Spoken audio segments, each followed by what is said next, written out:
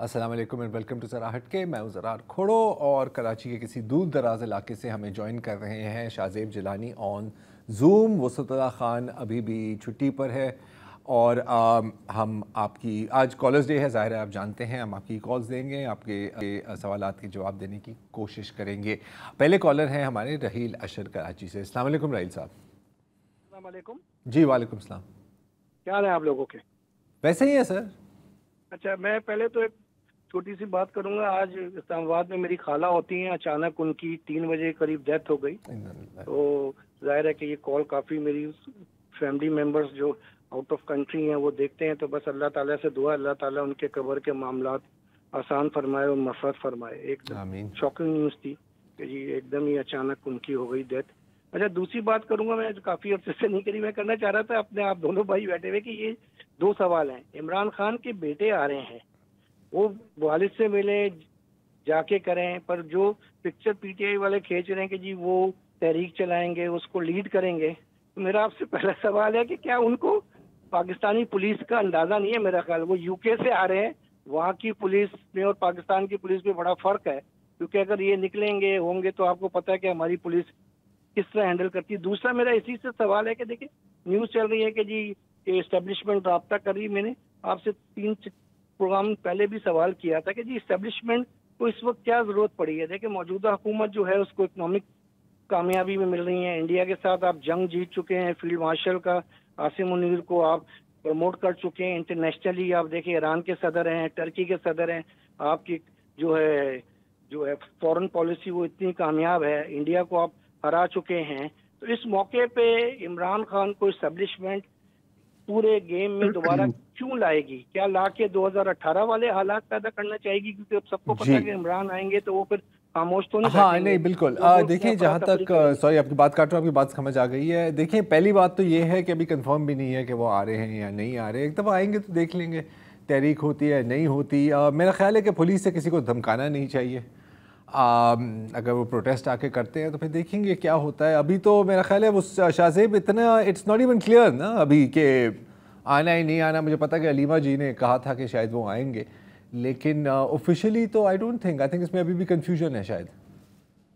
हाँ, और देखिए पीटीआई की मजबूरी ये है कि उन्हें ये जो एक जिसको वो तहरीक कहते हैं इमरान खान की रिहाई की, उसे सस्टेन कैसे करना है। तो कुछ ना कुछ उन्हें करते रहना है। उन्होंने जल्द से करके देख लिए, वहां पे किस तरह उनको कुचला गया, वायलेंस भी हुआ, उस तरफ अब वो नहीं जाना चाह रहे।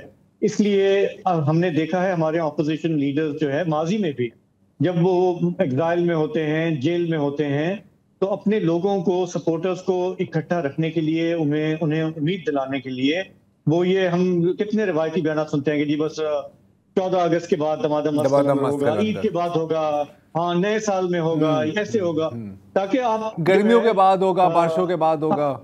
एग्जैक्टली क्या आप तो अब ये देखिए ना, परसों हमने बात की थी मुस्तफा नवाज खोखर से इसी मामले पे, और मेरा ख्याल है उन्होंने काफी रीजनेबल बात की। उन्होंने कहा कि देखें, पीटीआई अगर अवाम की जमात है और उसमें पूरे पाकिस्तान में लोग हैं, तो बाहर से अब अपने बेटों को बुलाना जो है, उससे तो ये एक वोट ऑफ नो कॉन्फिडेंस है कि पूरे पाकिस्तान में अब कोई भी पीटीआई का लीडर नहीं है जो लीड कर सके इस तहरीक को, इसलिए बच्चों को बुलाना पड़ रहा है। और मेरा ख्याल है अभी तक ये शायद एक जिसमें कहूँगा एक शोशा ही है। वी विल सी कि वो आते हैं नहीं आते हैं, उनको आने दिया भी जाता है नहीं जाने दिया जाता, उनका स्टेटस क्या है वीजे का, पासपोर्ट का, वगैरह वगैरह। तो मेरा नहीं ख्याल कि इस पे हमें कुछ ज्यादा परेशान होने की जरूरत है। बिल्कुल। और दूसरी बात है रहील भाई, जो आपने कहा था वो एस्टैब्लिशमेंट वाले, मुज़ाकरात वाले, यार कोई 100 बार तो हमने बात सुन ली है। और जैसे आपने खुद कहा कि आपने पिछले 3 बार ये सवाल पूछा है, तो जवाब भी वही है जो पिछले 3 बार था कि ऐसी कोई गेम नज़र तो नहीं आ रही ना। जब मतलब कुछ चांस था, जब पीटीआई ने काफ़ी प्रेशर बिल्ड किया था, अगर उस वक्त मुज़ाकरात नहीं होते तो फिर आज क्यों होंगे? मुझे इसमें कोई लॉजिक नहीं समझ आ रही। वो एक अलग बात है कि जब और कोई खबर नहीं होती तो ये एक अच्छी टॉप स्टोरी होती है डिस्कस करने के लिए। मेरा ख्याल है कि पिछले 700 दिनों में तकरीबन 650 बार तो इसको मैंने टॉक शोज़ की टॉप स्टोरी देखा है कि क्या मुज़ाकरात हो रहे हैं, डील होगी या डील होगी, ना डील होगी ना डील होगी। मेरी नज़र में ज़हीर अब्बास साहब है कराची से। अस्सलाम वालेकुम जी। हेलो अस्सलाम वालेकुम जी। हेलो अस्सलाम वालेकुम जी वालेकुम सलाम। 3 बातें आपके गोशगुजार करूंगा। पहली बात तो ये कि सब अखबारों ने ये शाया कर दिया कि पाकिस्तान की कोई भी यूनिवर्सिटी जो है 500 या 600 या 1000 के दरमियान नहीं आती। मतलब उसकी रैंकिंग में नहीं आ रही। सवाल ये है कि क्या किसी अखबार ने भी जिक्र किया कि इन यूनिवर्सिटीज की रैंकिंग का इंडिकेटर क्या क्या है, इस इंडिकेटर से हमारी यूनिवर्सिटियां कितनी दूर है? इनमें माशी मसाइल भी शामिल है, मुल्क के सियासी समाजी हालात भी शामिल है, बाकायदा एक पब्लिसिटी मुहिम भी शामिल है। हमारी यूनिवर्सिटियों में तो लाइट नहीं होती, पानी नहीं होता। अभी बलूचिस्तान यूनिवर्सिटी वाले पिछले 2 साल से शायद पैसों के लिए, बिल्कुल, और पेंशनों के लिए रो रहे हैं। ऐसा ही है। उनके एक प्रोफेसर है लंबे से सफेद बालों वाले और वो दूसरे घुंघरियाले वाले, उनका तो मुझे लगता है कि उनके वोकल ग्लैंड्स खराब हो गए जी। अभी पेशावर यूनिवर्सिटी वाले भी तनख्वाहों के लिए रो रहे थे। जब यूनिवर्सिटियों के ये हालात होंगे तो आप कौन सी रैंकिंग की डिमांड करेंगे? लाइटें नहीं होती, घर के अंदर 8-8 घंटे लाइट नहीं है, तो कौन सी रिसर्च, कहाँ की रिसर्च, कैसी पढ़ाई? जी। दूसरी बात मैं ये अर्ज करूंगा कि भाई ये जो कराची में एक मसला चल रहा है नंबर प्लेटों पे वो का, हमारे यहाँ सोशल मीडिया ने भी घुटने टेक दिए कि वो नंबर प्लेटों पे बेचारे लोग इतने तंग हैं, ना गवर्नमेंट कोई क्लियर कट बात करती है ना कोई और करता है। क्यों पीपल्स पार्टी अपनी बदनामी मोल ले रही है बिल्कुल एक अहमखाना या बेवकूफाना या गैर माकूल सूरत हाल पर? क्या कहूँ मैं इस बात को? इस पे आप ये कह सकते हैं। और तीसरी बात ये कि जनाब मैं भी इसी तालीम के शोबे से वाबस्ता हूँ था।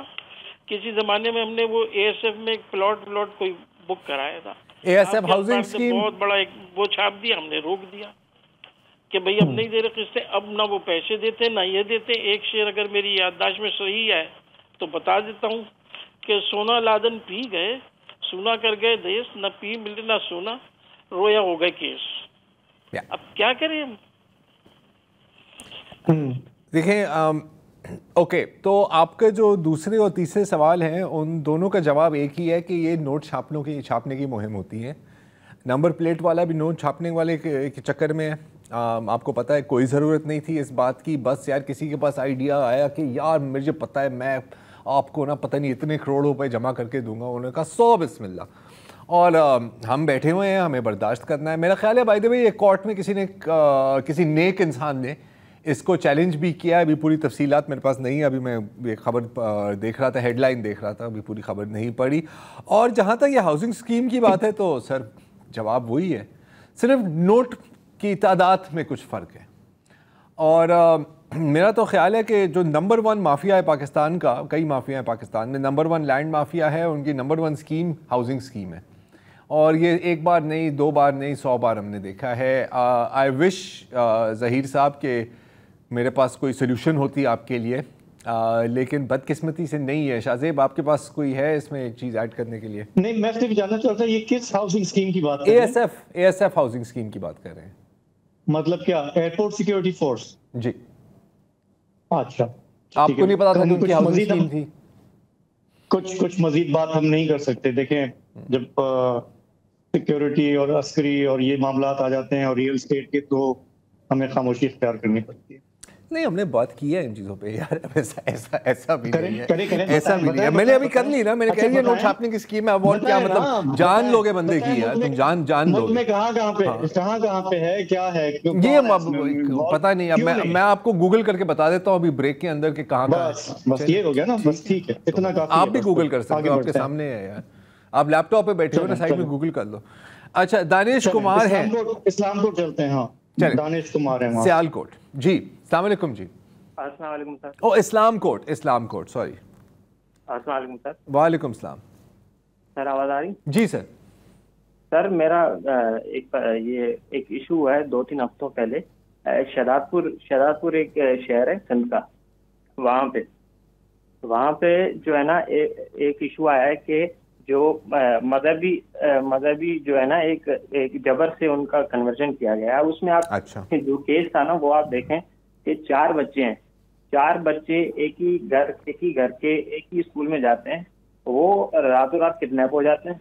किडनैप होने के बाद जब उनके जो पेरेंट्स हैं और उनकी जो सिविल सोसाइटी है, उन्होंने जब वावेला खड़ा किया तो बच्चे प्रोड्यूस होते हैं वो कोर्ट में under extreme pressure, under extreme security, एक असलम के साथ उनको लाया जाता है। तो वहां पे अब आपको पता है कि नॉर्मल जो मॉडस ऑपरेंडी होता है कि बुर्के में आ रहे हैं बच्चे और सारा कुछ उनके मतलब एक तरीके से मजहब तो तब्दील कर दिया, लेकिन वो कपड़ों के लिहाज से और पूरी आइडियोलॉजी चेंज हो जाती है रातों रात। तो वो उनको जब प्रोड्यूस किया गया कोर्ट के सामने, अब कोर्ट के सामने उनकी जब एज वेरिफिकेशन हुई, एज में क्योंकि 2 बच्चे माइनर थे तो उनको आप नहीं दे सकते किसी ऑर्गेनाइजेशन को, तो उनके बारे में जो जज साहब ने कहा कि इनको अपने पेरेंट्स के पास जाने दें ऑन द कंडीशन कि 1-1 करोड़ के वो बॉन्ड जमा कराएंगे पेरेंट्स, कि उनके बच्चों के ऊपर कोई इन फ्यूचर कोई उनके ऊपर कोई जबर ना हो। मतलब जो पेरेंट जिसने सारी जिंदगी अपने बच्चे को पाला है वो अपने बच्चे के ऊपर फोर्सफुली उसको करेगा कि यार ये मजहब ना तब्दील करे। और आप देखेंगे 13-14 साल के बच्चे की क्या जहनी कैफियत होगी। कोई मैथ का कोई प्रॉब्लम तो कर नहीं सकता है, अंग्रेजी का कोई एक पैराग्राफ तो लिख नहीं सकता। हाँ। और वो ये कहता है कि यार मेरे ऊपर मेरे पेरेंट्स ही जबर कर। दानिश भाई सॉरी, आप हमें थोड़ी सी डिटेल दे सकते हैं? आपने शदाद कोर्ट का जिक्र किया है। शदाद कोर्ट का जी, हेलो जी, जो आप ये जो खातून है इनका नाम आपको पता होगा? चार बेसिकली बच्चे हैं, 4 बच्चे हैं, 2 माइनर से, 2 जो है वो 18+ एज से, 3 लड़कियां थी और 1 लड़का था जो कि वो भी माइनर था। ओके, ठीक है। ये एक और केस भी है, शायद आपके इल्म में हो, अजीता की। 2 साल पहले उनको मुबैना तौर पर गिरफ्तार किया गया था। ये उस केस के साथ उसका लिंक नहीं है, ये एक अलग केस है। सर आप मॉडस ऑपरेंडी देखें ना, ऐसी ऑर्गेनाइजेशंस के पास उनको हवाले कर दिया जाता है जो कि ऑलरेडी एक हाथ में उनके एक झंडा होता है कि यार ये हम ये काम कर रहे हैं, ओपनली कर रहे हैं। अच्छा, उसके बाद फिर कोर्ट ऑर्डर भी उन्हीं को ऑर्गेनाइजेशन को देती है कि यही ऑर्गेनाइजेशन इनके पास वापस बच्चे जाए। मतलब बच्चा अपने पेरेंट्स की जगह ऐसे ऑर्गेनाइजेशन के पास जा रहा है जहां पे उसका कोई अपनी जिंदगी में वास्ता नहीं। और सर 13-14 साल का बच्चे, उन्होंने कोर्ट में बयान क्या दिया है कि हम अपना जो एक गाड़ी करके गए हैं। भाई मतलब 10,000-15,000 की गाड़ी कराची तक आप करके गए, 13-14 साल का बच्चा। हाँ नहीं, ये तो नाकाबिले समझ बात है। नहीं ठीक, प्लीज इस पे कोई प्रोग्राम करें या ह्यूमन राइट्स वालों को बुलाएं। ये जो बहुत एक सीवियर, आपको पता है कि ये अर्ली साइंस होते हैं किसी नस्ल कुशी की सर। ठीक है दानिश साहब, मेरा ख्याल है शाहजेब नेक्स्ट वीक इस पर एक नज़र डालते हैं, क्या ख्याल है? इस तरह के 2-3 और केसेस भी हैं, मुझे बताया जा रहा था माइनॉरिटी राइट्स कैंपेनर्स की तरफ से। तो देखते हैं, फोर्स्ड कन्वर्जन का इशू अभी तक कायम है। और जिस तरह ये बता रहे थे दानिश साहब, तो तरीक़ाकार से तो हम, मेरा ख्याल है, बहुत अच्छी तरह से वाकिफ़ हैं। चले, अच्छा, मज़हर अली शाह हैं कराची से। अस्सलाम वालेकुम जी।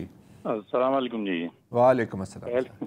पहले तो बहुत बहुत शुक्रिया आप लोगों का कि कल आप लोगों ने दवाओं पर प्रोग्राम किया, मेरी दवाइयों पर, और मेरा नाम लेकर, उससे बहुत बहुत शुक्रिया। तो जो साहब बैठे थे उनको भी वही सेम प्रॉब्लम था जो मेरे, सबको एक ही प्रॉब्लम है सर। हाँ, ये सिर्फ आपका मसला नहीं है मजहर भाई।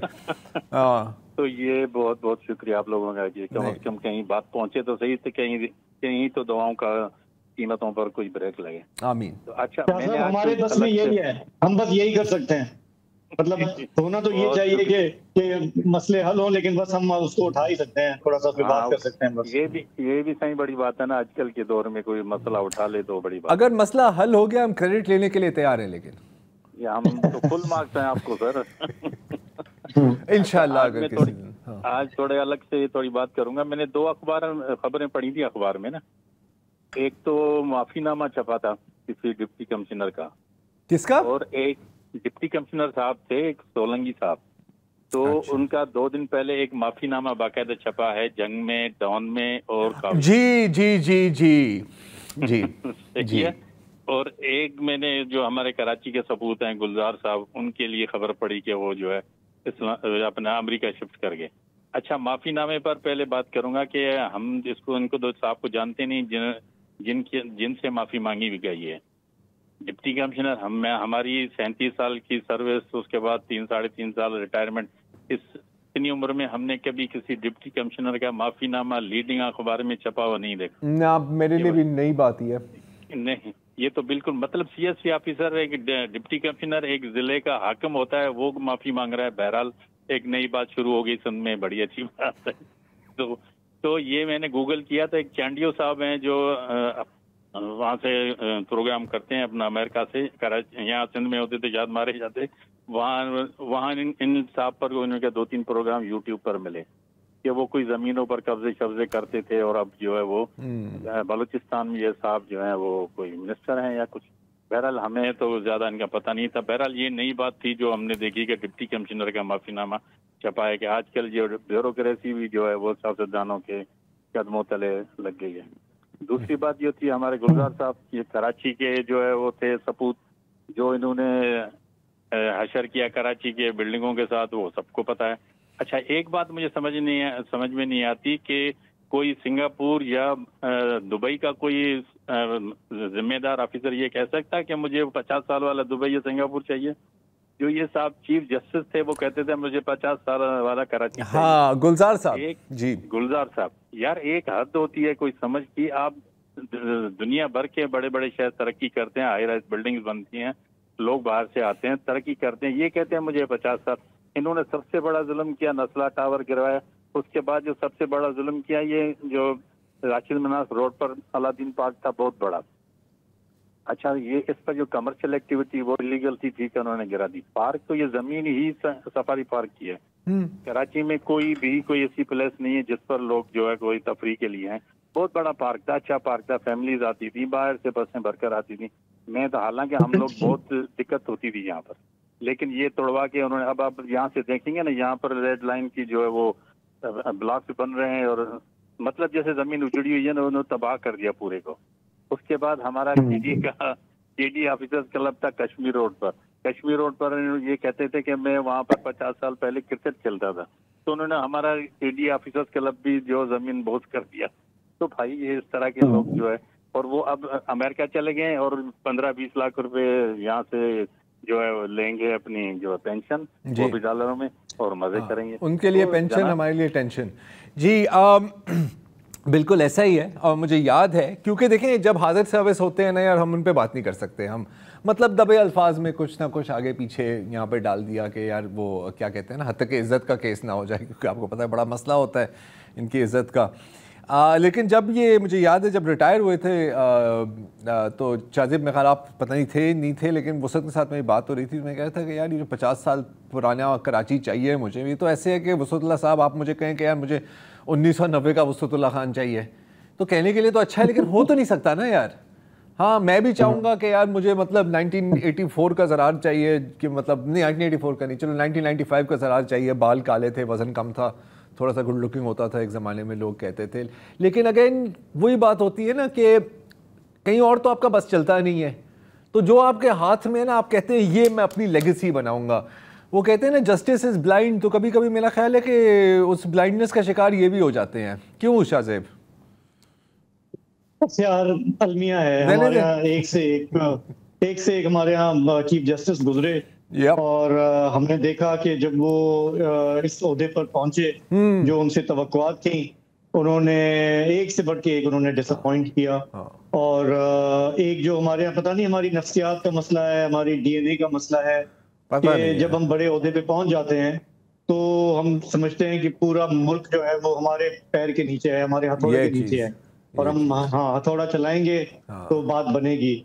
और ये बड़े अफसोस की बात है। मतलब हम चाहते हैं, हम देखना कि हमारे जजेस ऐसे आए, और कुछ आए भी, ऐसा भी नहीं है कि सारे खराब थे, कुछ आए भी।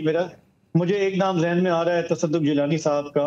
इसी तरह आई एम श्योर कि देयर आर मोर नेम्स जिनको हम एक्चुअली, जिन पे हम बात नहीं करते। We only talk about the ones जिन्होंने एलिजिडली तबाही की जुडिशरी में, और जुडिशरी के वकार को नुकसान पहुंचाया।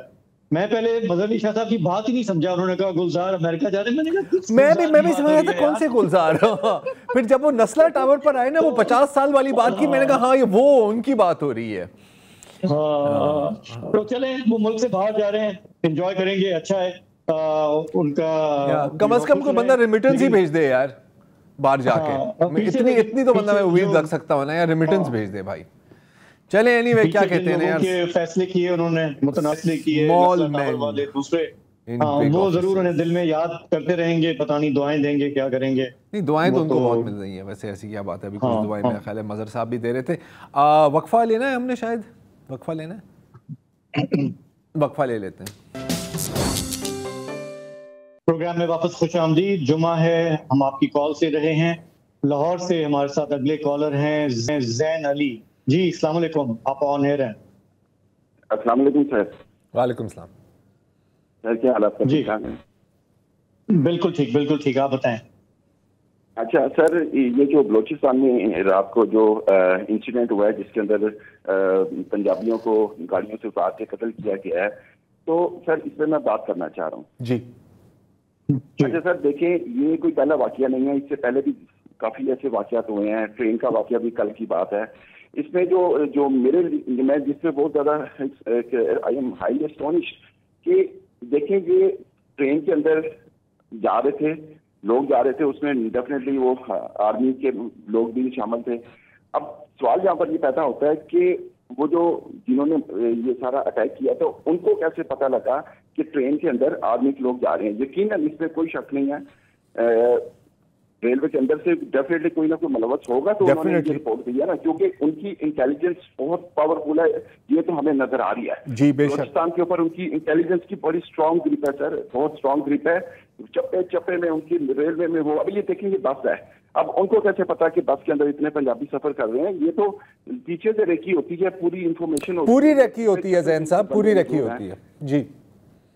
तो सर मेरा कहने का मतलब ये है कि ये इंडिया खुद तो यहाँ नहीं आ जाता ना, इसके अंदर ये जो मकामी जो सरदार हैं, ये जो आर्मी को ब्लेम करते हैं कि हमारे साथ अनफेयर कर रहे हैं, कभी इन सरदारों की प्रॉपर्टी को तो चेक करें, कभी इनके बैंक बैलेंस को चेक करें। आप देखें कि अब्रॉड में कितनी प्रॉपर्टी है, पाकिस्तान में कितनी प्रॉपर्टी है। पिछले 75 साल से ये लूट लूट के खा गए और ब्लेम आ रहा है कि आर्मी खा रही है, जबकि ये सरदार खा रहे हैं और इनको कोई पूछने वाला नहीं। और सबसे अफसोसनाक बात यह है कि सरदारों के साथ पाकिस्तान की पूरी पॉलिटिकल एलीट उनके साथ शामिल है। आप नून लीग देख लें, पीपल पार्टी देख लें, अभी महीना 2 महीने पहले जब ये मेंगल साहब एहतजाज कर रहे थे, नून लीग उनके शफकत रख रहे थे उनके सर पे। हमारे मीडिया एंकर, मैं नाम नहीं किसी का लेना चाहूंगा, वो भी इनके साथ मिले हुए थे। तो सर बात करने का मकसद ये है कि जब हम खुद हमारे अंदर लिटरेसी पैदा नहीं होगी, हम इन सरदारों को काउंटेबल नहीं ठहराएंगे, तो ये यानी कि ये तो इसमें तो क्वाइट ऑब्वियस कि ये सरदार जो होते हैं इनको भी तो पूछताछ होनी चाहिए कि भाई ये जो मर्डर वगैरह होता है, आप इतने अच्छे से यहाँ पर बैठे हुए हो, यकीनन कोई ना कोई अंदर से मुलव्वस सर होता है, तो तब भी रेकी होती है ना, तब भी पूरी इंटेलिजेंस उनका नेटवर्क काम करता है ना। ये एक तो ये पॉइंट है, आप इस पर जरूर डिस्कस कीजिएगा। और दूसरी सर एक और जो इशू है वो मैं आपकी तवज्जो चाहता हूँ उसके ऊपर। आप सुन रहे हैं मुझे सर? जी जी जी जी, loud and clear. Okay sir, thank you. अच्छा सर, ये दूसरा इशू है ये चीनी वाला जो बहरान है। सर ये देखिए कितने समझदार लोग हैं हमारे सियासतदान। पहले चीनी जो है पाकिस्तान के अंदर उसको एक्सपोर्ट कर दिया जाता है, फिर इंपोर्ट किया जाता है, चीनी महंगी होती है। अब क्या है, अजी चीनी वापस हम इंपोर्ट कर रहे हैं। तो सर ये तो आम बंदे को भी समझ आ रही है कि भाई ये हमें हमारी आंखों में धूल झोंकी जा रही है, आवाम को बेवकूफ बनाया जा रहा है। हकीकत में तो ये सारा माफिया है, चाहे वो नवाज शरीफ है, शहबाज शरीफ है, जरदारी है, परवेज लाई है, ये तरीके इंसाफ के जो बड़े बड़े लोग हैं, काटल है, माफिया बड़े बड़े, ये सारे मुलव्वस हैं। मैं तो कहता हूँ कि कब तक ये खेल तमाशे चलते रहेंगे? अवाम की हालत देखें कि जो अफोर्ड नहीं कर सकती, जो इतनी बदतरीन महंगाई का शिकार है, और वो उनके साथ मजाक किया जा रहा है। तो मैं तो कहूंगा कि कम से कम इनको भी कोई अकाउंटेबल ठहराए, इनको भी कोई पूछे, कोई इन्वेस्टिगेशन करेगा। सारे तो ब्यूरोक्रेसी इनके अंडर है। तो ये आर्मी को स्टांस लेना पड़ेगा कि कब तक ये सारा ब्लेम लोग आर्मी को करते हैं कि भाई आपके अंडर ये काम कर रहे हैं, ये लूटमार हो रही है, तो इनको कोई तो पूछे ना। अब ये देखिए 5 लाख टन चीनी मंगवा रहे हैं, इतना खरबों रुपए का टाका डाला गया है पाकिस्तानी कौम के खजाने के ऊपर, इनके टैक्स मनी के ऊपर, तो इनको कोई पूछने वाला नहीं। बस ये 2 बात नहीं, कोई पूछने वाला नहीं है। अच्छा जैन साहब, आपके दूसरे सवाल से मेरा ख्याल आगाज़ करते हैं, अनलेस कि आप इसमें कुछ ऐड करना चाहेंगे शाहजेब। मैं यही कहना चाह रहा हूँ कि कई बार शुगर का इशू, आपको पता है हर साल यही इशू होता है रिपीट में। मेरा ख्याल है कि कई दिहाइयों से हम देख रहे हैं, आप अच्छी तरह से बात को समझ भी गए हैं। बिल्कुल एक माफिया है, उनके वो पार्लियामेंट में भी बैठे होते हैं, अपनी मनमानी होती है, और इसीलिए हर साल कमो पेश हम यही सिचुएशन देखते हैं। हर साल इंक्वायरी कमेटी बनती है, हर साल कहते हैं कि जी तहकीकात होगी, लेकिन आप अपनी तहकीकात खुद तो नहीं कर सकते ना, यही मसला है। जहाँ तक आपकी पहली बात थी कि मेरा ख्याल है यहाँ पे दो अलग चीज़ें आप बात कर रहे हैं। एक तो आपने बात की ऑपरेशनल इंटेलिजेंस और रेकी की, 100% ये बात आपकी दुरुस्त है। मेरी अपनी राय है, I could be wrong, I don't know Shahzeb आप अग्री करेंगे या नहीं करेंगे, कि बात अब सरदारों से बहुत आगे निकल गई है। सही है, वहाँ पर भी इश्यूज़ हैं, हमेशा रहे हैं, लेकिन मेरा ख्याल है अब कुछ ये जो जिस रेकी नेटवर्क की आप बात कर रहे हैं वो एक ग्रास रूट्स लेवल पर ऑपरेट करती है और इसको डिसमेंटल करने की शदीद ज़रूरत है। क्यों पंजाबियों को बार बार टारगेट किया जाता है? बिलखसूस मकसद बड़ा क्लियर है कि आप नफ़रतें फैलाएं, आप एक बैकलैश क्रिएट करें और जब वो बैकलैश आएगा तो फिर आप उसको कैश करें। दिस इज़ द सिंपल, मेरे लिए तो बड़ा यही है। शाहजेब कुछ आप ऐड करना चाहेंगे या अगले कॉलर की तरफ चलें? अच्छा शाहजेब, चले, शाहजेब की कनेक्शन डाउन हो गई है। मतीन अहमद साहब हैं इस्लामाबाद से। अस्सलाम वालेकुम जी। अस्सलाम वालेकुम, कैसे हैं आप? बिल्कुल खैरियत। आज वसतुल्लाह खान साहब छुट्टी पर गए हुए हैं। वसतुल्लाह खान साहब इंशाल्लाह अगले हफ्ते से आ जाएंगे, हम बारी बारी छुट्टियाँ देते हैं जी। जबरदस्त, हफ्ते में बातें रहे सारे। जी सर। अच्छा, अभी थोड़ी देर पहले हमारे एक कॉलर थे आपके जो बात कर रहे थे वर्ल्ड रैंकिंग यूनिवर्सिटीज में पाकिस्तानी यूनिवर्सिटीज के हवाले से, तो उसमें वो हेलो जी जी जी सुन रहे जी, उसमें वो गिला कर रहे थे कि हमारे यूनिवर्सिटीज पाकिस्तान के यूनिवर्सिटीज काफी नाराज लगते थे वो। तो पहली बात तो ये है कि हमारी जो आबादी है उसका 1% भी हमारी यूनिवर्सिटीज में इनरोल नहीं है। जो HSC के आदाद-ओ-शुमार हैं उसके मुताबिक तकरीबन 2 मिलियन यानी कि 20 लाख से थोड़ा सा ऊपर नीचे तलबा हैं जो यूनिवर्सिटीज में मुख्तलिफ लेवल्स पे इनरोल्ड हैं और पढ़ रहे हैं। तो हमारी 1% आबादी भी तकरीबन 25-26 लाख के करीब थी, तो उससे भी कम, तकरीबन 8% आप लगा लें, समझें 0.8%, लेस देन 1%। और 250-260 यूनिवर्सिटीज इन टोटल, प्राइवेट और पब्लिक सेक्टर में मिलाकर। और जो वहाँ पे निज़ाम चल रहा है, जो पढ़ाने वाले हैं, जो पढ़ने वाले हैं, तो पढ़ने वाले पढ़ने को तैयार नहीं है, पढ़ाने वाले पढ़ाने को तैयार नहीं है। ग्राउंड रियलिटीज ऐसी हैं, रेगुलर फैकल्टी 50% भी नहीं है। विजिटिंग फैकल्टी के ऊपर सारी यूनिवर्सिटीज चल रही हैं जो सरासर नाजायज। उन बच्चों के साथ जो वहाँ पढ़ रहे हैं उनको एक परमानेंट फैकल्टी चाहिए होती है, तो वो visiting faculty is not that much effective as a जैसा कि रेगुलर है। अच्छा, उसके बावजूद भी वर्ल्ड रैंकिंग में अगर हम देखें तो हमारी 5 यूनिवर्सिटीज वर्ल्ड रैंकिंग के अंदर आती हैं। इसमें कायदागंज यूनिवर्सिटी है, एग्रीकल्चर फैसलाबाद यूनिवर्सिटी है, इस्लाम है, कॉमसेट है और नस्ट है। तो इसमें जो टॉप पर है, पाकिस्तान में जो टॉप पर है वो कायदागंज यूनिवर्सिटी, जो कि तकरीबन अंडर 400 और 500 की रैंकिंग के बीच में आती है। तो अब निज़ाम हमारा जो है एडमिनिस्ट्रेटिवली और दूसरा भी गवर्नेंस के हवाले से भी और लोगों के काम करने की कमिटमेंट के हवाले से भी वो ज़वाल पसीर है, मुसलसल ज़वाल पसीर है।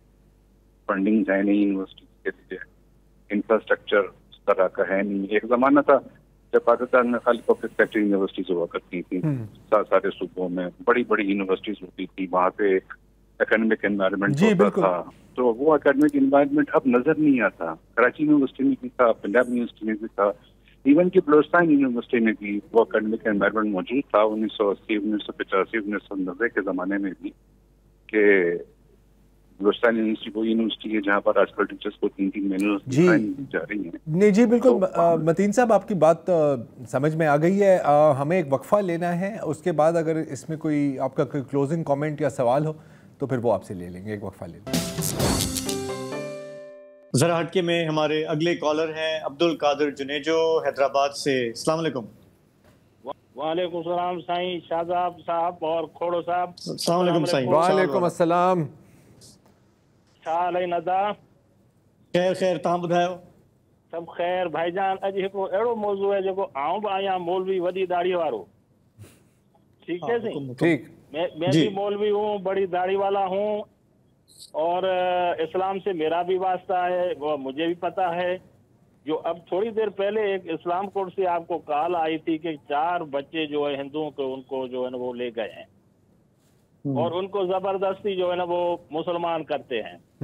मुझे समझ में नहीं आती कि बच्चे जो है ना उनको क्यों मुसलमान करते हैं, बड़े किसी को, बूढ़ी औरत को, कभी नहीं किया जी, क्यों नहीं करते? नंबर 1 बात। दूसरी बात कि हमारे पास 2 ठेकेदार हैं इन कामों के, एक है जमसाबाद में सरेंडी साहब और एक घोटकी में बनो आकल में है जनाब मियां मिट्ठू साहब। अब इनसे कोई पूछे कि आपको इस्लाम का इतना अगर एहसास है तो आप हर किसी कौम को जो है ना वो मुसलमान करें। जैसे कोली हमारे पास हिंदुओं में है, भील हमारे पास हिंदुओं में है और मेघवाड़ हमारे पास हिंदुओं में, ये सारी हिंदुओं की जातें हैं। लेकिन ये जो दीवान जिसको हम वाणिया कहते हैं, बनिया कहते हैं, ये इनकी बच्चियां, इनके जो ना वो कम उम्र बच्चे हैं उनको ये क्यों मुसलमान करते हैं? किसी ने इनसे पूछा है? नहीं। ये हमारे मौलवी जो बड़े बड़े जो है ना वो दावे गदार हैं, अब जैसे जो है ना वो जेकाबाद में, लाड़काना में हमारे JUI के सुमरो साहब हैं, या इनसे कोई कहे कि भाई खुदा के वास्ते लोगों पे जुल्म मत करो, ये कौन सा इस्लाम है? अगर ऐसा काम हो गया तो आइंदा के लिए हम तो ये कहेंगे कि 1947 से पहले वाले अंग्रेज आ जाएं और ये सबको सीधा करें। यहाँ तो हर किसी की बादशाही लगी पड़ी है, बच्चों को बेचारों को झरघुला के ऐसे करके उनको लेके जाते हैं जबरदस्ती और असले के जोर पे, उसको डरा के, और हम मुसलमान हो गए। काहे की मुसलमानी है यार? सही बात। तो ये मेरी आज रिक्वेस्ट थी आपको भाई कि अगर सुनने वाले सुनते हैं तो भले सुने। बात यह है कि इनको जो है ना वो कुछ इनके लिए कुछ करना चाहिए, कुछ हुकूमत को, या इनको ऐसे जब इनको एक जेल में डाले ना दोनों को, जिन्हें मैंने नाम लिया है, तो ये सारी चीजें भूल जाएंगे। जितने दिन इमरान खान जेल में रहे हैं ना, इतने दिन इनको भी डाल दें। तो अच्छा, ये दोनों शख्सियात जिनके आपने नाम लिए, ये काफी बाअसर शख्सियात हैं, मैं तो कहूँगा बल्कि ताकतवर शख्सियात भी हैं, और इनका एक ठीक ठाक नेटवर्क है, और इनकी कहा जाता है कि पुष्पनाई भी है। इसलिए ये बरसों से, दिहाइयों से जो इनका मिशन है ये इस पर काम करते आए हैं। लेकिन जैसे कि आपने कहा, सिंध के समाजी हलकों में, बाशऊर हलकों में इसे अच्छी नज़र से नहीं देखा जाता, इसकी मजम्मत की जाती रही है। और आपकी बात भी ठीक है कि इसमें गवर्नमेंट का बड़ा अहम रोल है। वो गवर्नमेंट जो 18 साल से इक़्तिदार में है, वो पार्टी, और उससे हमारे जो रिलीजियस माइनॉरिटीज़ हैं उससे सपोजिटली वोट मिलते हैं, वो उनके हुकूक के चैम्पियन भी हैं, तो उन्हें तो ज़्यादा सख्ती से इसका नोटिस लेना चाहिए और जो भी कानूनी कार्रवाई है वो करनी चाहिए। अगर ये साबित होता है कि ज़बरदस्ती है तो ये आपके फंडामेंटल राइट्स के ख़िलाफ़ है। कभी कभार ये मिसाल भी सामने आई है कि अपनी मर्ज़ी से भी लोगों ने कन्वर्जन किए, लेकिन मेरा अपना ख्याल है कि उसकी परसेंटेज बहुत कम होगी। बहुत तो कम। आपने इस मसले की तरफ तवज्जो दिलाई, आपका बहुत बहुत शुक्रिया। इसमें एक और बात भी है ना शाहजेब, कि बिल्कुल जैसे आपने कहा, कुछ एक परसेंटेज होती है जो रजामंदी से भी जाती है।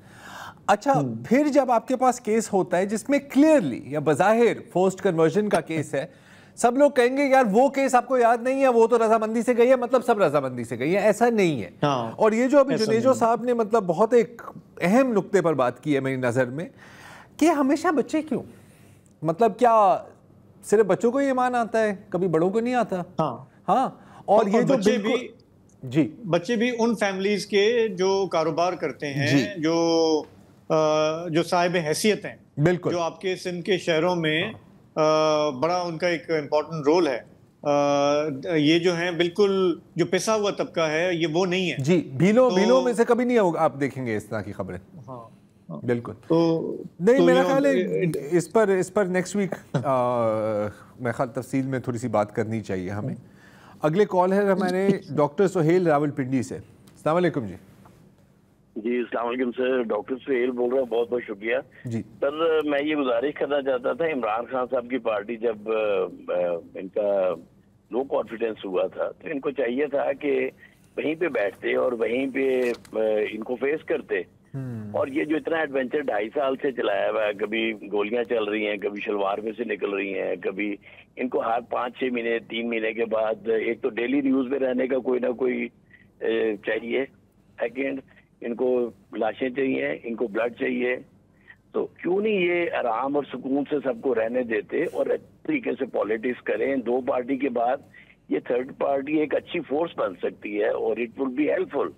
अब ये गुलाम मुस्तफा खोकर साहब कौन थे आपकी परसों प्रोग्राम में जी बता रहे थे कि ऑपोजिशन तो है ही नहीं। हाँ। तो ऑपोजिशन पढ़ के आती ना अपनी बजट के इजलास को, अगर उसके ऊपर कोई व्यू देना है तो वो भी बड़ा मुश्किल है कि ये दे सकते हैं। ये तो सर को जाने के लिए भी इमरान खान साहब से पहले पूछते हैं, उसके बगैर तो ये कोई डिसाइड ही नहीं कर सकते। तो ये चीजें एक पैरेलल पार्टी, एक पैरेलल कैबिनेट इनकी होनी चाहिए जो उसको फेस करती। ये सब चीजें अंदर रह के करते, इनको बाहर निकल के जो 2.5 साल से एडवेंचर कर रहे हैं पूरी दुनिया में, मुल्क में, और अब माशाल्लाह बेटे भी दोनों आ रहे हैं, उसके बाद बुशरा मैडम के भी बेटे आएंगे, जो भी बड़ी इज्जत के साथ, मैं कह रहा हूँ ये बड़ी एहतराम के साथ वो तल्लक रखते हैं। पता नहीं किस मुल्क से, मुझे तो नहीं पता, लेकिन आई डोंट थिंक सो कि everybody they feel comfortable with these guys. तो मकसद ये है कि ये पार्टी बहुत अच्छी है, यहीं पे सारे लोग हैं, इनके साथ चलाएं। नहीं तो इनको चाहिए कि ये थर्ड पार्टी बन के और बैठ के वहां पे असेंबली में चीजों को हल करें, ना कि रोज अब हम लाइव अमल देंगे, अब हम ये करेंगे, कल वहां जाएंगे। मतलब दे news adventure every day, every second, and people have been maybe making money from abroad and to the Pakistan. तो ये कैसे देखेंगे कि पहले तो एक वालदा बेटी जो हमारी बुशरा बीबी हैं वो आई थी, अब ये दूसरी जो आ रही हैं इनके बेटे जो है इसराइल से बेसिकली उनका ताल्लुक है। तो ये मेरे ख्याल से डॉक्टर साहब सॉरी आपकी बात सुन ली और समझ में भी आ गई। ये थोड़ा सा मेरा ख्याल है कि अजीब होगा कि इस मुल्क में जहाँ पे इलेक्शन चोरी होते हों, एक पार्टी को इलेक्शन कंटेस्ट ना करने दिया जाता हो, उनके लोगों को जेलों में डाला जाता हो, रिजर्व सीट, फिर जैसे तैसे इलेक्शन जब हो जाए तो हम एक्सपेक्ट करें उस अपोजिशन से कि वो जैसे ब्रिटिश हाउस ऑफ कॉमन्स में वो बिहेव कर रहे होते हैं, वो वैसे बिहेव करें। जैसे हमारे मुल्क के हालात हैं, जैसे हमारी रियासत है, जैसे हमारे इदारे काम कर रहे होते हैं, तो अगर वो सब अपना काम सही कर रहे होते तो अपोजिशन भी एक इंस्टीट्यूशन होता है, फिर हम उनसे भी कह सकते हैं कि भाई आप भी अपना जो है ना तौर तरीके बदलें। लेकिन जो हालात हैं उसमें आप और क्या एक्सपेक्ट कर सकते हैं? अगर पीटीआई वालों का और ये सही इस्तदलाल है कि हमारा वोट चोरी हुआ है, अगर उनका ये सही इस्तदलाल है तो वो तो फिर करेंगे ना कि हमारा लीडर बाहर आएगा तो कोई बात बनेगी, लीडर अगर अंदर है तो फिर हम कुछ भी नहीं कर सकते। Something like that. उधर से पहले निकलते ही ना सर, निकले क्यों वहां से? असेंबली डिसॉल्व क्यों की? वहीं पे रहते 1 माह 2 माह इंतजार कर लेते, कोई बड़ी क़यामत तो नहीं आ गई थी। नहीं वो ठीक है, चले वो पॉलिटिकल ब्लंडर था, वो ठीक है, सियासतदान गलतियां करते हैं। कैसे ब्लंडर था? पैसे दिए हुए इलेक्शन के, ये कैसे क्विट करके आ गए 5 साल से पहले वहां से? किसने इनको इख्तियार दिया था? They have to sit there, they have to defend over rights. मैंने इनको वोट दिया था, ये क्यों निकले वहां से? क्यों इन्होंने ये थिएटर लगाया सारा? ये उनको, ये जितने गंदे ये लोग अब थे, अगर ये अब हुकूमत में है तो उनको वहीं पे फेस करते, वहीं पे ऑपोजिशन देते, टफ टाइम देते। ये इतनी बड़ी जो इतना day by day every second जो टेंशन और ये थिएटर लगाते हैं डेली, ये इलेक्शन भी चोरी ना होता, वहाँ रिफॉर्म्स भी बनाते, वहाँ सारा कुछ करते, बिल्कुल करते। चले मतलब अच्छा मैं क्या सही समझाऊं कि आप पीटीआई को वोट देते थे लेकिन अब आप नाला हैं? बिल्कुल, मैंने वोट दिया था, मैंने 5 साल के लिए वोट दिया था, 2 साल के लिए नहीं दिया था या 3 साल के लिए। ठीक है, 3 साल में अपनी हुकूमत ठीक करते और सबको फेस करते, और इनकी जो कोई बंदा बीच में ज्यादती कर रहा था उसको वहीं पे फेस करते, हमारे लिए लॉज बनाते, हमारे रिफॉर्म्स बनाते। इससे पहले क्यों निकले वहां से ये? और अब इनको फिर चाहिए, इनको फिर ब्लड चाहिए, वो 2 बच्चों के नाम पे जो मासूम आ रहे हैं बाहर से। ठीक है डॉक्टर साहब, मेरा ख्याल है कि ये भी आपका एक व्यू है, ऑन रिकॉर्ड आ गया है। आप दोनों, फ्रैंकली स्पीकिंग, आप दोनों की बातों में वजन तो है। अगेन शाहजेब, आपका भी जो इसमें व्यू पॉइंट है आई थिंक वैलिड है कि जब रूल्स ऑफ द गेम ही नहीं है तो फिर हम क्या बात करें। लेकिन फिर डॉक्टर साहब भी कह रहे हैं कि यार जो स्पेस मिला था उसको तो अच्छी तरह से इस्तेमाल करें। बहरहाल ये डिबेट चलती रहेगी। एक वक्फा लेते हैं and we'll take some more calls. जी, तो हमारे पास आखिरी चंद कॉलों के लिए टाइम रह गया है। हमारे अगले कॉलर हैं कराची से फरीद तैयब साहब। अस्सलाम वालेकुम। हेलो, वालेकुम सलाम। जी जी, आप ऑन एयर हैं। वालेकुम सलाम व रहमतुल्लाहि व बरकातहू। वालेकुम सलाम। जी जी मोहतरम, मुझे आज वसतुल्लाह साहब तो है नहीं है, वरना वो साहिब ज़ौक़ हैं, मगर खुद आपके इशारोों के नायों में बात होती थी। अब तो वो शेर शायरी भी नहीं रही, तो एक शेर अर्ज़े से आप कर देना, सुना दे कोई शेर। हम भी तो इतने भी बदज़ौक़ नहीं है। नहीं, मैं अपनी बात करो, मेरी बात ना करो। हाँ, किसी पे क्यों मेरे दिल का मामला, शेरों के इंतखाब ने रुस्वा किया मुझे। वाह। अब हालात ऐसे हैं कि कुछ बयान नहीं किया जा सकता, क्योंकि अब तो जाहिर है लॉ बना हुआ है, बहुत सारी चीजें। देखें, मैंने आपसे 2 महीने पहले तकरीबन ये जंग के मार्के के बाद में मैंने फोन किया था एक दिन, और रिमाइंड कराया था कि लोग अच्छे गुड आइडियाज के साथ आ रहे हैं, इस प्रोग्राम को और चलाएं। याद है मुझे, चलाएं, मतलब इनडायरेक्टली आपको भी मैसेज दिया और बहुत सारे लोगों को भी दिया। अब आप देख लें, फिर हम उसी चक्कर में फंस गए। अभी सैलाब के इंतजार में मुल्क के उसमें लग जाएंगे, फिर मुल्क में भी ये कुछ लॉलेसनेस शुरू होने वाली है, लुक्स लाइक सियासी फिर रद्द अमल शुरू हो जाएंगे, फिर उसी धारे में आ गए वापस, back to the square one. Back to square one. ये जो हाल है ना हमारी कौम का, ये है, कौम का नहीं है, कौम का मिजाज बनाया जाता है। ये चीज की जरूरत है, बाकी चैनल्स को भी जरूरत है कि उस चीज को जिंदा रखें, वरना ये वाकई जंगी हालात हैं। अभी तो जंगबंदी है ना, अभी जंग खत्म तो नहीं हुई है, उन्होंने भी नहीं सीज फायर का ऐलान किया है, और सीज फायर का ऐलान किया है, जंग बंद नहीं हुई है। It doesn't look like. नहीं, पॉज है, पॉज है तैयब साहब, पॉज पर है, तो वही पॉज पे है ना। तो यही मामला हैं, उसको अगर हम लोग जिंदा रखेंगे तो फिर कुछ आगे काम कर सकेंगे। मुल्क के हालात तो गड़बड़ हैं, हमारे इंटरनल मसाइल हैं, मगर फोकस हमारा फिर हटना शुरू हो गया विद इन 60 डेज। ऐसे ही है। ये जो है ना, ये बहुत ही खतरनाक चीज है कि हम किसी भी अच्छे या बुरे किसी भी मामला के बाद हम लोग अपनी लाइन चेंज कर देते हैं, उसमें से कोई चीज इवॉल्व नहीं करने देते, कुछ भी नहीं होने देते। तो आप लोगों से गुजारिश है कि आप लोग भी थोड़ा सा इनलाइटन रहें, इस मौजू को जरूर भूलें नहीं। जैसे गजा का आपने रखा हुआ है ना सेगमेंट, वैसे ही अपने मुल्क के भी मामलात को रखें कि प्रॉब्लम्स बहुत सारे हैं जनाब, ये तो होते ही रहेंगे, मगर जिंदा रखना है मौकों को और अपनी स्ट्रगल को। बेशक, this is what I can say, वरना तो फरीद साहब, फरीद भाई, पिछली दफा जब आपने बात की थी तो हमने 100% आपके साथ इत्तेफाक ही किया था, इस बार भी इत्तेफाक ही करें। सिर्फ आपने 6 महीने की बात की। अब वसतुल्लाह खान यहाँ पे नहीं है, वो गवाही नहीं दे सकते। जब ये सारा चल रहा था ना, तो मैंने कहा था यार 2 हफ्ते हैं, ठीक है, 2 हफ्तों के बाद we will be back to normal. बदकिस्मती से ये बात सच साबित हुई है। मोहम्मद अकील हैं कराची से। अस्सलाम वालेकुम जी। सलाम। अच्छा सर जी, मेरा अभी जो हादसा हुआ था लियारी में, मैं उस मौजू पे बात करना है। जो मुतासिरीन थे, आपने उनको देखा होगा, इन्होंने जानवरों के बाड़े में उनको रखा 3 दिन, खाना पर किस तरीके से खाया, उनके साथ क्या ट्रीटमेंट किया सिंध हुकूमत ने, इसके लिए इनको अप्रिशिएट करना चाहिए, इनको बहुत बड़ा रिवार्ड देना चाहिए। एक दूसरा, आपने आज आपको शायद इल्म में आया होगा या आपकी नजर से नहीं गुजरा होगा, पाकिस्तान में PhD करने वाला कोई भी शख्स नहीं है। आप जरा रिपोर्ट आइए, उस दिन मैं देख कोई क्या नहीं है, सॉरी, PhD करने के लिए जो हमारा एक इदारा है, लास्ट 2 ईयर से किसी भी शख्स ने PhD करने के लिए एडमिट ही नहीं हुए हैं। बहुत खूब। इस मुल्क में आखिरी जो खेप गई थी वो हमारे परवेज मुशर्रफ साहब की गई, जो उन्होंने स्टार्ट किया था उसके बाद से।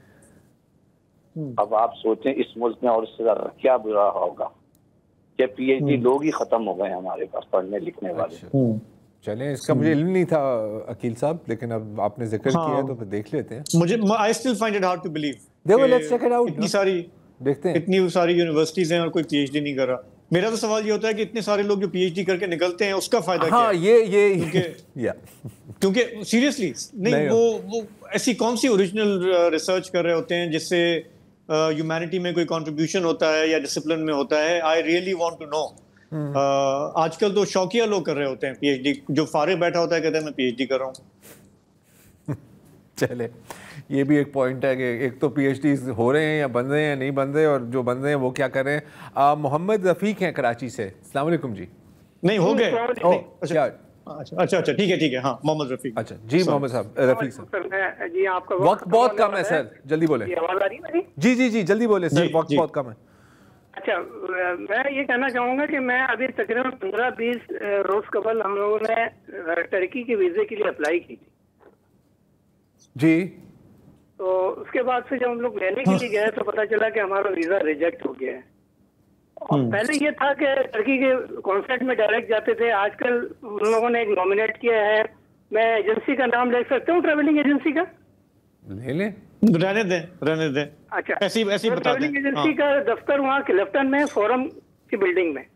सही है, ठीक है। हाँ, ये सही है। कुछ बताते ही नहीं है कि किस वजह से हुआ, क्या नहीं हुआ। हमारे जो है 55,000 रुपए पर हेड के चार्ज होते हैं, इसमें से 17,000 ये ट्रेवलिंग एजेंसी की फीस होती है, बाकी जो है वो वीजा चार्जेस होते हैं। अभी कोई भी पैसे हमें जो है वो रिफंड करने के लिए तैयार नहीं है, वो चार्ज पूरे हो गए। नहीं, मेरा ख्याल है वो पैसे तो रिफंड नहीं होते रफीक साहब, मेरा नहीं ख्याल वो पैसे रिफंड होंगे।